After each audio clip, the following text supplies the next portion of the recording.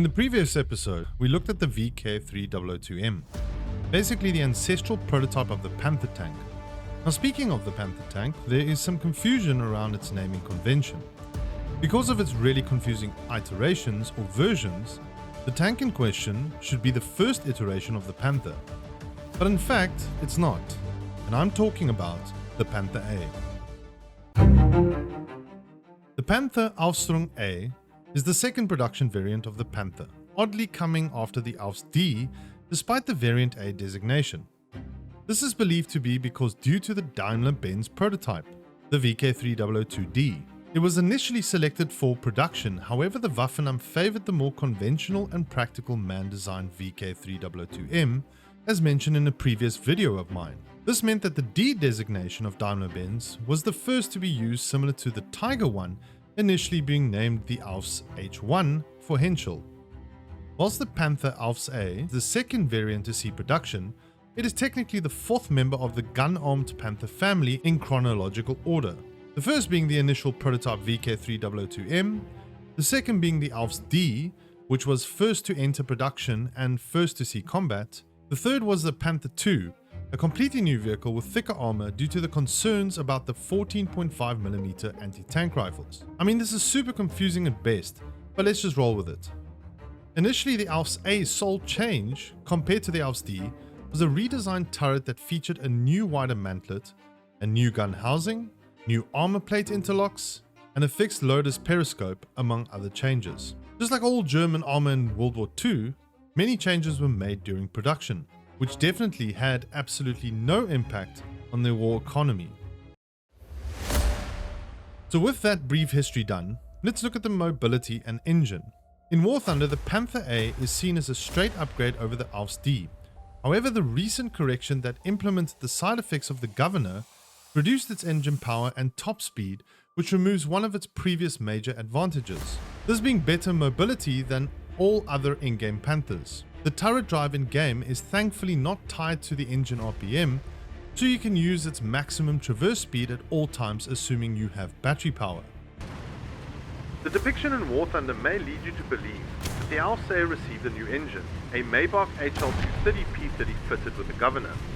However, it was actually introduced in late May 1943 without the Governor on the Panther Ausf D before it even saw combat due to crippling reliability issues with the initial HL210P30. The mobility of the Panther Ausf A, whilst not as good as the VK3002M or Ausf D, is still decent. However, its top speed is noticeably lower at just 46 km an hour. The reverse speed can be a major issue if you get into trouble, and using it should be avoided if possible. The turning performance is also affected by this. If you have to turn around, it is recommended you use a pivot turn, turning with a single track forwards, as opposed to neutral steering, as low reverse speed makes neutral steering a very slow process. The Panther A combines great mobility with excellent firepower thanks to its high top speed and neutral steering. However, mobility is still lacking when compared to its contemporary era tanks, particularly the Soviet T-34-85. And this is even considering that War Thunder does not model a particular torsion suspension's failure rate. Most Panther enemies, such as the Sherman and T-34-85, will have no trouble firing the first shot when they come face to face with Panthers unexpectedly. Maps with lots of cover should be played with caution, as US M18 light tanks frequently appear in unexpected areas of the map at the start of the match. Overall, the Panther A should be played as a fast medium tank, taking advantage of its excellent frontal armor while not overly relying on it to take hits, and engaging the enemy from a distance with an excellent cannon. Let's take a look at the armor. The Panther's frontal armor is excellent with an 80mm upper glacis and a 60mm lower glacis, both slowed back at a considerable angle. This can stop most of the guns you face, however the turret has several weak spots, namely the lower corners of the turret and the middle of the gun mantlet. However, these areas are small and can be hard for your enemies to hit due to volumetric shells. The side armor is far worse at only 40mm all over, meaning even some of the weaker SPAAs can kill you with a shot to the side. Even some machine guns can penetrate it, like the Soviet 14.5mm KPVT. However, this won't be common. The rear vehicle had faced hardened patches on the sides. However, this is not present in the game. This also makes angling almost impossible. Generally, if an enemy has your side, you're as good as dead. The roof armor is also quite poor at only 60mm, to the point that most enemy aircraft cannons can easily pierce it. The most important change for War Thunder was the new hydraulic assist for the turret drive powered by the engine and tied to its RPM. The faster the engine was running, the faster the turret could traverse. The commander's new periscope cupola and hull ball machine gun mount were also not present on the initial Ausf A, and they still feared the old Ausf D style drum cupola and letterbox machine gun flap. The Panther A's survivability is excellent when played to its strengths in long-range engagement. Avoid brawling with the enemy tanks unless absolutely necessary. Although the turret cheek of all Panther medium tanks is a well-known weak spot, engaging the enemy from a mid to long distance can greatly mitigate this weakness because the enemy will struggle to effectively penetrate the weak spot as engage distances increase. The Ausf A features an AA MG34 on the cupola ring mount, which can help against aircraft. However, its elevation angles are not as great as only one of its points of articulation are actually functional.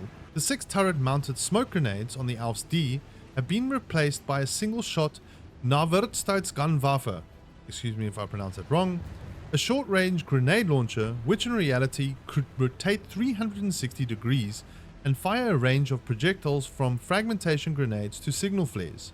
However, in-game, it's fixed forward and limited to only smoke grenades.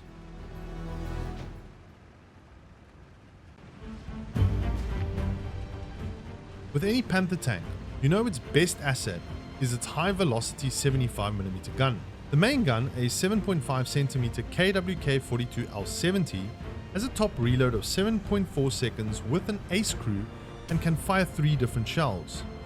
Your primary shell will be the Panzergranate 3942 or PZGR 3942, an armor-piercing capped ballistic capped APC-BC shell with an explosive bursting charge equivalent to 28.9 grams of TNT. The shell has an excellent penetration at almost 200mm at point-blank range, and a high muzzle velocity, which means you will not struggle to hit your targets even at long range. The only drawback is the relatively small explosive filler. However, a well-placed shot will usually one-shot your target. As with all the Panther series medium tanks, it is best played in a supporting role or as a frontline defensive tank. The cannon mounted is more than forgiving and powerful enough to destroy any potential target, so use it to an advantage. Long-range shooting is effective as the muzzle velocity is extremely high, owing to the long-barreled 75mm. The penetration values are more than capable of punching through any opposing armor. So, let's jump in and go and test out its goods. All I can do is just literally hope that I get the gun depression I need. Drop the one. Take a couple of shots, don't even know where he is anymore. Got a crit hit on him. Got a kill assist. Oof. Where are they hitting them from? They're hitting them from...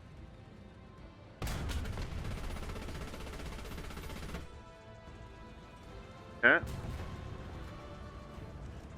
That was just the little car.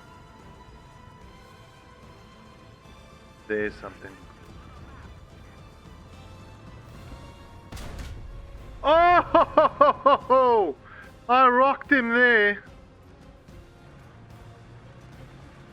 What a shot.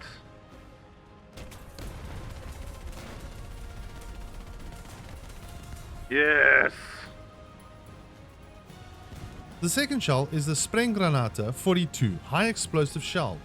This HE shell has 725 grams of TNT equivalent and can be quite useful for destroying open top targets like SPAA or some tank destroyers. However, it is practically useless for anything else. The last shell is the Panzergranate 4042, an armor-piercing composite rigid shell or APCR, which has a high penetration of 228mm at 10 meters. However, it has no explosive filler, low spalling, and a very poor performance against angled armor plates. This combined with the already excellent penetration even at high angles and the explosive filler of the PZGR3942 makes the PZGR4042 shell almost useless.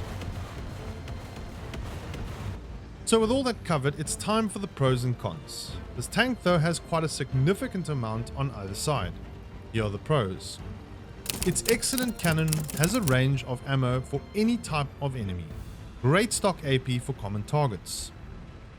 Heavily armored frontal hull is immune to most guns at 5.7 like the 85mm D5T and 76mm M1. Almost 300% faster turret rotation than the previous D model. Engine has 50 more horsepower compared to the D variant, and acceleration is noticeably faster and is on par, if not slightly faster than the T-34s. Adequate gun depression of -8 degrees adapts most terrains well, and it's reasonably cheap to repair. Now for the cons. The gun manlet is only 100mm thick, a huge and well-known weak spot to shoot at. Side ammo racks are prone to detonation when hit. It has a terrible reverse speed of only -4 km/h. Its weak side armor gets penetrated easily, so you cannot angle too much. Lower glacis often catches fire or breaks transmission when penetrated. High profile for a medium tank makes it harder to hide. The roof armor of 16mm is vulnerable to M2 Brownings, which are widely seen on American planes. Although heavily armored, it can still get frontally penetrated easily by a rather common heavy tank like the IS-2. And then lastly, the gun mantlet trap shots, to which shells may deflect into the hull roof weak armor. Unfortunately, all of the Panthers in the game have quite poor models due to the age, as they were all made in the early days of War Thunder ground forces. There are numerous model errors on all of them. Even newer models have issues. The most noticeable errors of the Ausf A model are the prototype exhaust fan covers on the engine deck, the 16-bolt road wheels, and early sprocket wheel designs, all of which were phased out during the Ausf D production and subsequently were not present on the Ausf A. Talking about the price in-game is at 180,000 Silver Lions and 54,000 research points. All the optional extras will set you back at 84,800 Silver Lions and 46,800 research points. Though I have been critical of this tank, I must say it's still fun to play. It's definitely played by many of you, so overall it's worth a buy.